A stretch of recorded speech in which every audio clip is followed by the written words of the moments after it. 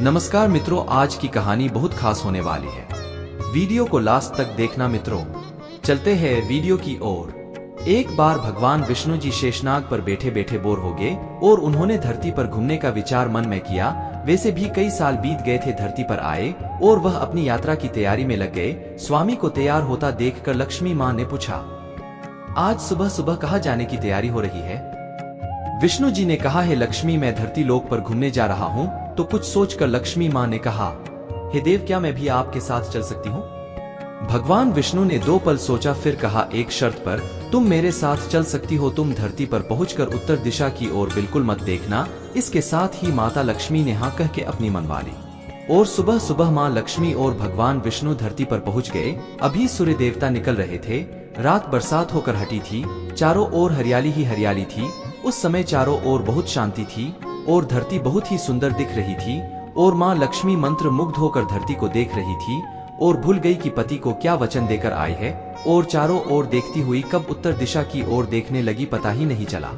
उत्तर दिशा में माँ लक्ष्मी को एक बहुत ही सुंदर बगीचा नजर आया और उस तरफ से भीनी भीनी खुशबू आ रही थी और बहुत ही सुंदर सुंदर फूल खिले थे। यह एक फूलों का खेत था और माँ लक्ष्मी बिना सोचे समझे उस खेत में गई और एक सुंदर सा फूल तो लाई। लेकिन यह क्या, जब माँ लक्ष्मी भगवान विष्णु के पास वापस आई तो भगवान विष्णु की आंखों में आंसू थे।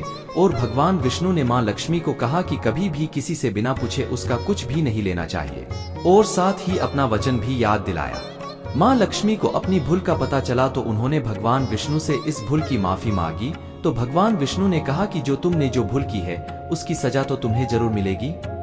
जिस माली के खेत से तुमने बिना पूछे फूल तोड़ा है, यह एक प्रकार की चोरी है। इसलिए अब तुम 3 साल तक माली के घर नौकर बनकर रह। उसके बाद मैं तुम्हें बैकुंठ में वापस बुलाऊंगा। माँ लक्ष्मी ने चुपचाप सर झुकाकर हाँ कर दी। आजकल की लक्ष्मी थोड़े थी और माँ लक्ष्मी एक गरीब औरत का रूप धारण करके उस खेत के मालिक के घर गई। घर क्या एक झोपड़ा था और मालिक का नाम माधव था। माधव की बीबी, 2 बेटे और 3 बेटियां थी। सभी उस छोटे से खेत में काम करके किसी तरह से गुजारा करते थे। माँ लक्ष्मी जब एक साधारण और गरीब औरत बन कर जब माधव के झोपड़े पर गई तो माधव ने पूछा, बहन तुम कौन हो और इस समय तुम्हें क्या चाहिए? तब माँ लक्ष्मी ने कहा, मैं एक गरीब औरत हूँ, मेरी देखभाल करने वाला कोई नहीं। मैंने कई दिनों से खाना भी नहीं खाया, मुझे कोई भी काम दे, साथ में मैं तुम्हारे घर का काम भी कर दिया करूँगी। बस मुझे अपने घर में एक कोने में आसरा दे दो। माधव बहुत ही अच्छे दिल का मालिक था। उसे दया आ गई, लेकिन उसने कहा, बहन मैं तो बहुत ही गरीब हूँ। मेरी कमाई से मेरे घर का खर्च मुश्किल से चलता है। लेकिन अगर मेरी 3 की जगह 4 बेटियां होती तो भी मैंने गुजारा करना था। अगर तुम मेरी बेटी बनकर जैसा रूखा सूखा हम खाते हैं उसमें खुश रह सकती हो तो बेटी अंदर आ जाओ।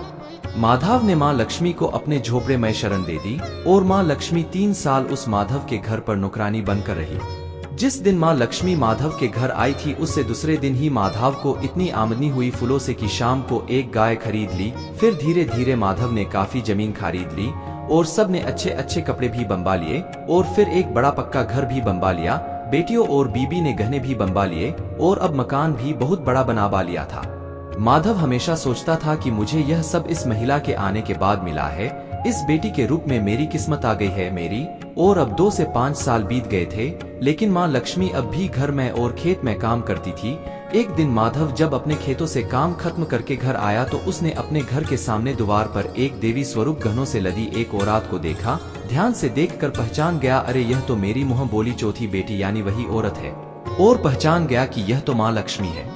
अब तक माधव का पूरा परिवार बाहर आ गया था और सब हैरान होकर माँ लक्ष्मी को देख रहे थे। माधव बोला, है माँ हमें माफ कर, हमने तेरे से अनजाने में ही घर और खेत में काम करवाया। माँ यह कैसा अपराध हो गया?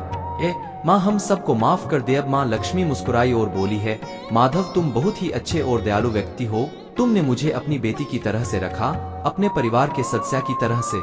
इसके बदले मैं तुम्हें वरदान देती हूँ कि तुम्हारे पास कभी भी खुशियों की और धन की कमी नहीं रहेगी। तुम्हें सारे सुख मिलेंगे जिसके तुम हकदार हो। और फिर माँ अपने स्वामी के द्वारा भेजे रथ में बैठकर बैकुंठ चली गई। नमस्कार मित्रों, एक और कहानी के साथ वीडियो अच्छी लगी हो तो लाइक और चैनल को सब्सक्राइब जरूर कर ले कहते हैं।